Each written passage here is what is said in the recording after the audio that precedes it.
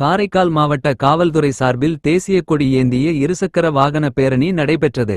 மாவட்ட முதுநிலை காவல் கண்காணிப்பாளர் லட்சுமி சௌஜன்யா கொடியசைத்து பேரணியை தொடங்கி வைத்தார். காவல் கண்காணிப்பாளர்கள் வினய்குமார் கட்ச், சுப்பிரமணியன் மற்றும் காவல் ஆய்வாளர்கள், உதவி ஆய்வாளர்கள் உள்ளிட்ட காவல்துறையினர் கலந்து கொண்டனர்.